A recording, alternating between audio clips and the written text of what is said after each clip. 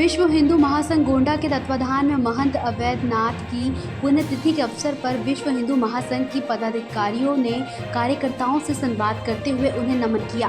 कार्यक्रम Gandhi park town hall में आयोजित किया गया, जिसमें मुख्य अतिथि विश्व हिंदू महासंघ के प्रदेश अध्यक्ष भिखारी प्रजापति ने चित्र पर पुष्पमाला अर्पित कर उन्हें नमन किया और समरसता भोज के साथ दीप पूजन कार्यक्रम आयोजित किया गया। इस दौरान मौजूद बुजुर्गों को फूल माला व संगठन का प्रतीक चिन्ह देकर सम्मानित किया गया।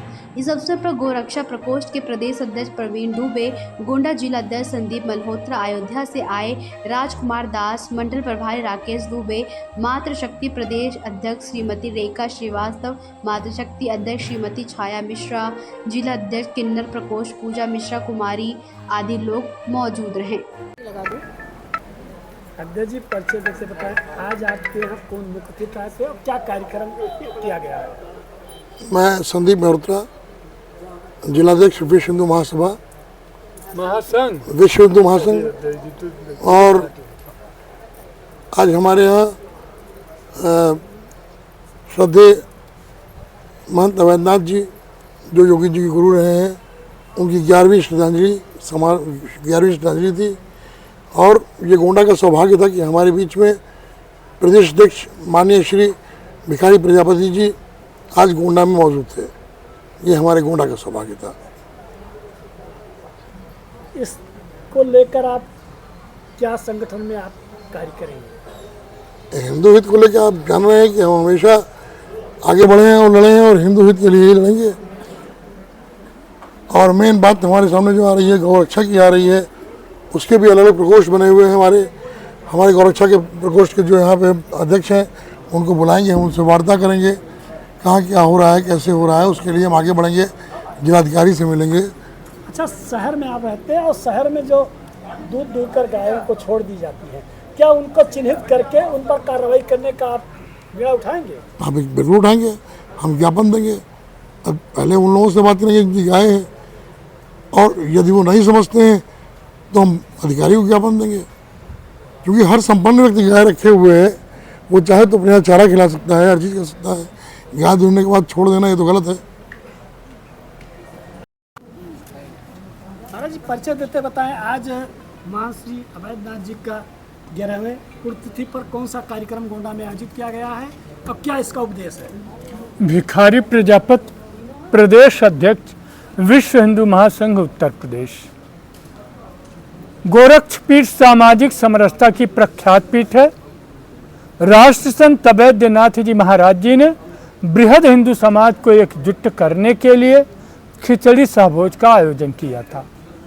डोम राजा काशी के यहाँ भोजन करके उन्होंने यह संदेश दिया था कि हिंदव सोदरा सर्वे न हिंदू पतितो भवेत। सभी हिंदू सहोदर हैं, कहीं कोई ऊंच नीच जात पात इस प्रकार की चीज़ें अपने सनातन धर्म में नहीं है।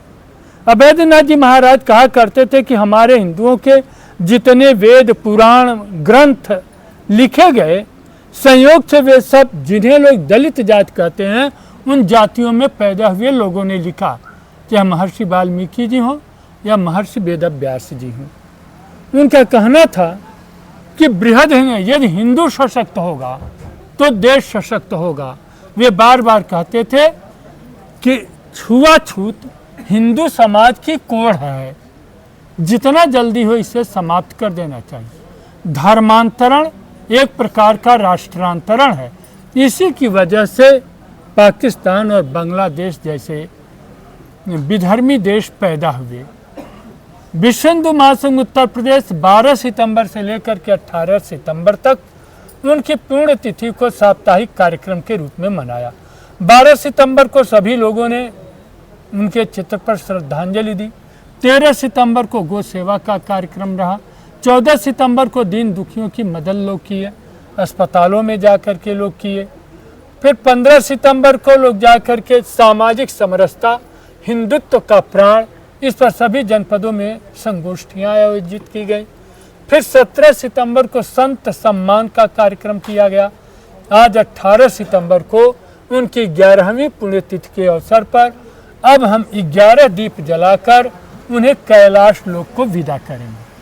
आपने अभी बताया कि समाज के जोड़ने का काम विश्व हिंदू परिषद कर रहा है, विश्व हिंदू महासंघ। महासंघ कर रहा है। यहाँ देख रहे हैं तोड़ने का काम नेता कर रहे हैं, तो कैसे देख रहे हैं? देखिए इसी पार्टी के लोग कर रहे हैं। देखिए, राम है तो राष्ट्र है, कृष्ण है तो धर्म है, शिव है तो रक्षा है, और योगी है तो विश्वास है। उन्हीं के विश्वास के साथ कहता हूं कि हिंदुओं में टूटन अब नहीं होगी।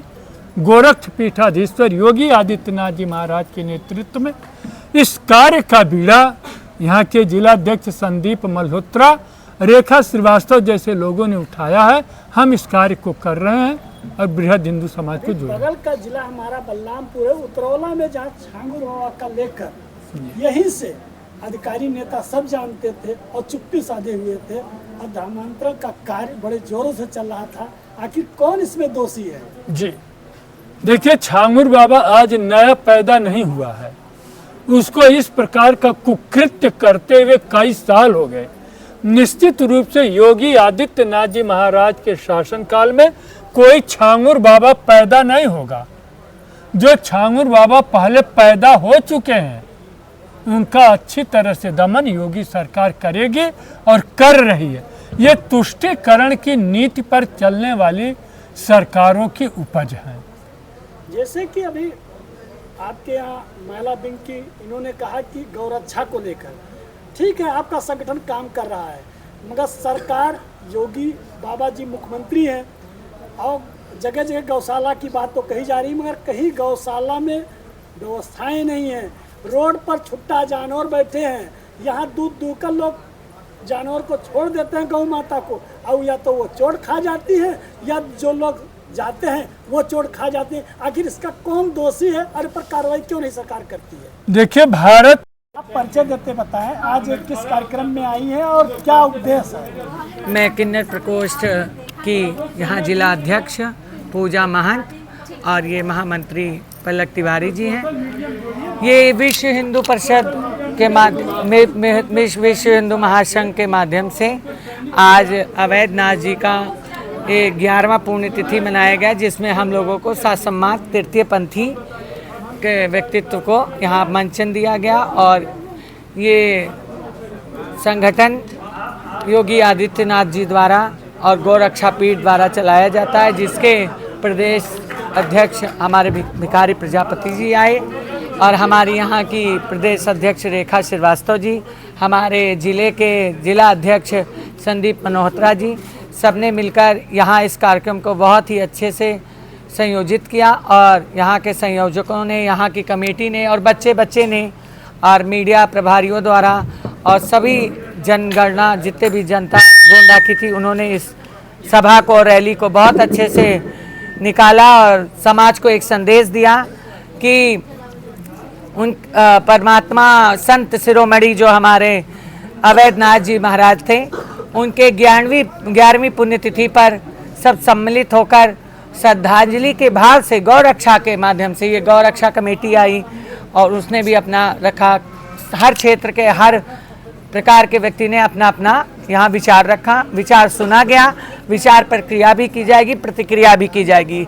रही बात गौरक्षा की, तो जो बच्चे पाल सकते हैं, जो अपना परिवार पाल सकते हैं, जो एक कुत्ता पालकर पेडिग्री खिला सकते हैं, वो गाय भी पालकर उसकी रक्षा कर सकते हैं।